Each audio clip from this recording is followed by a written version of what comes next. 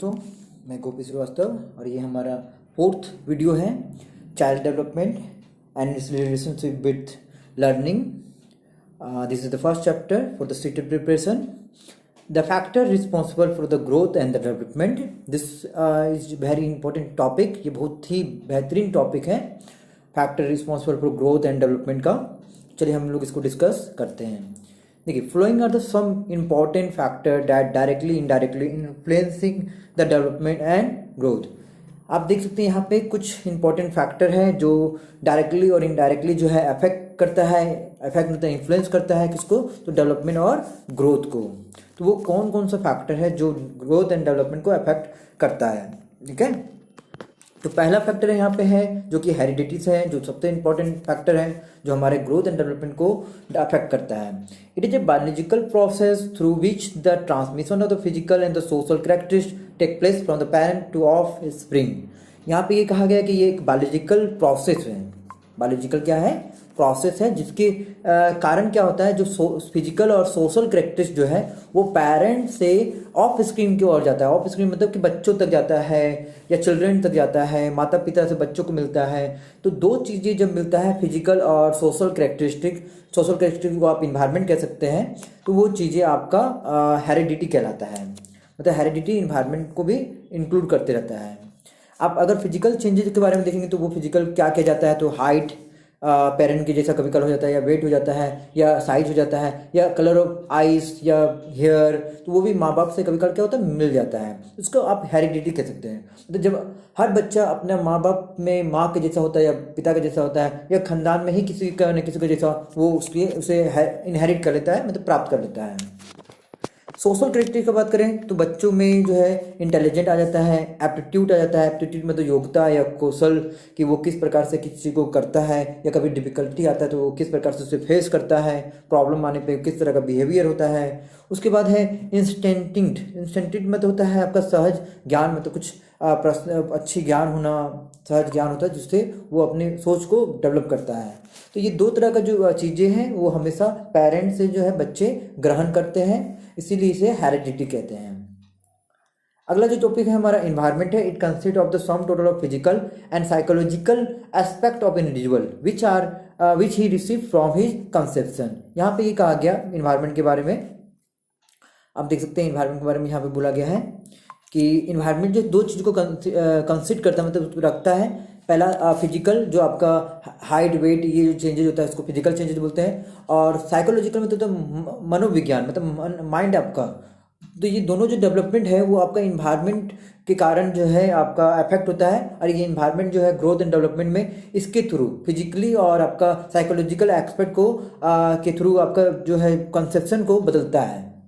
मतलब अगर इन्वायरमेंट का बात करें तो हम लोग यहाँ देख सकते हैं फिजिकल चेंजेस और हमें साइकोलॉजिकल चेंजेस देखने मिलता है बच्चों में।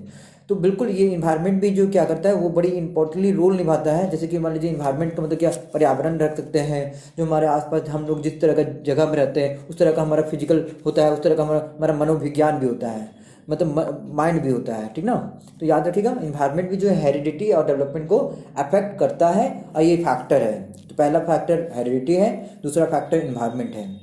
बिल्कुल, उसके बाद हमारा है न्यूट्रिशन। बिल्कुल इंपॉर्टेंट, बहुत इंपॉर्टेंट है ये। देखते हैं, growth and development of individual mainly depend on his food habit and the nutrition. बिल्कुल, जो भी बच्चों का ग्रोथ या डेवलपमेंट होता है वो बड़ी इंपॉर्टेंटली उसका फूड हैबिट पर भी ध्यान देते हैं कि वो किस प्रकार का खान पान कर रहा है, किस तरह का खाना खा रहा है, किस तरह का उसको न्यूट्रिशन मिल रहा है, पोषण किस प्रकार मिल रहा है, प्रोटीन क्या मिल रहा है, या कैलोरी कितना वो गेन कर पा रहा है। उसी प्रकार का उसका ग्रोथ एंड डेवलपमेंट भी होता है।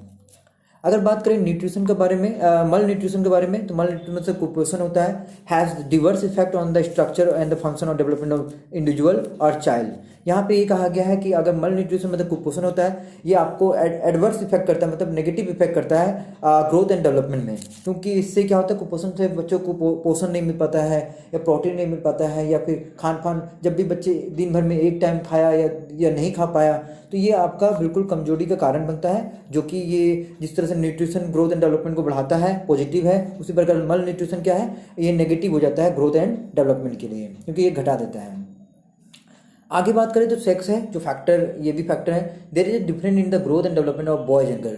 हम सभी को पता है कि जो गर्ल्स और बॉयज है उसका जो ग्रोथ है वो बिल्कुल अलग है। जहाँ पे बॉयज टॉलर और कॉरेजियस होते हैं, मतलब कि नीडर होते हैं, साहसी होते हैं। ऐसा नहीं कि गर्ल्स भी साहसी नहीं होती है, ऐसा कहीं कोई बात नहीं है। बट बॉयज़ के बारे में क्या होता है, जैसे कि वो थोड़ा सा जो है गर्ल्स से डिफरेंट होती है, जबकि आज तो दुनिया में कोई भी गर्ल्स पीछे नहीं है, सब नीडर ही है।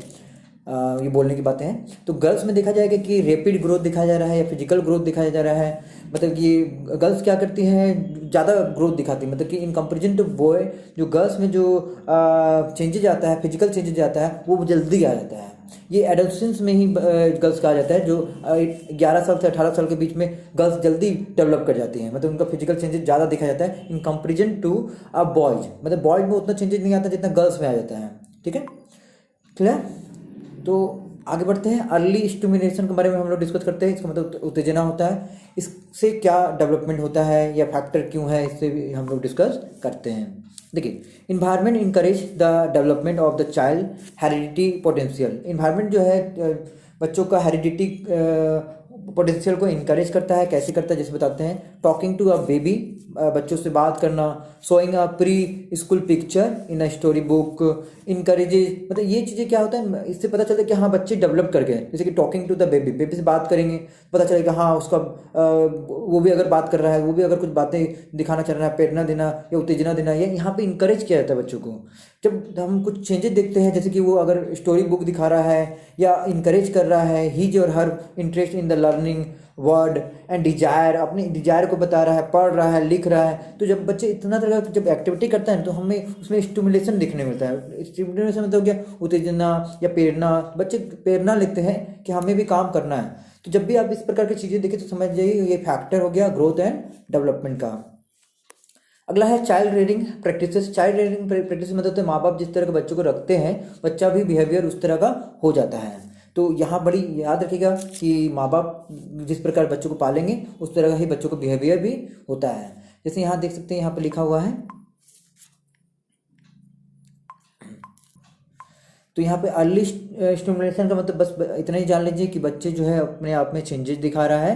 बच्चे पढ़ने लिखने अच्छे से जा रहा है, या बुक पढ़ रहा है, या बच्चे से बातें करना, मतलब किसी तरह का भी बच्चे में कुछ चेंजेस आने के बाद, तो इस प्रकार से अर्ली स्टिमुलेशन मतलब कुछ चेंजेस बच्चों में दिखना। और जहाँ की चाइल्ड रेयरिंग का मतलब होता है बच्चों को पालना पोसना। बिल्कुल, ये हम लोग को रिवाइज पोषण कह सकते हैं आपसे, कि बच्चों को जिस प्रकार से बर्थ से लेकर एडल्टहुड तक देखरेख किया जाता है उसे हम लोग चाइल्ड रेयरिंग प्रैक्टिसेस कहते हैं, पालन पोषण। ठीक है, तो यहाँ पे बच्चों का पालन पोषण उसके माँ बाप पे निर्भर करता है, और साथ में जो बच्चों का पालन पोषण है वो और एक और चीज़ पे निर्भर करता है। हेरिडिटी मतलब माँ बाप पे तो निर्भर करता है, साथ में इन्वायरमेंट पे भी निर्भर करता है। तो चाइल्ड का जो भी पालन पोषण होगा वो दो चीज़ों पे हमेशा डिपेंड करता है। फिर लास्ट है हमारा स्टेजेज ऑफ ह्यूमन डेवलपमेंट, जिसमें हम लोग डिस्कस करेंगे स्टेजेज ऑफ ह्यूमन डेवलपमेंट के बारे में, क्योंकि हमारा ह्यूमन डेवलपमेंट जो है वो किस प्रकार से बटा हुआ है, क्या स्टेजेज हैं। तो पहला स्टेज इन्फेंसी है, बच्चा शिशु होता है, बच्चा होता है एकदम।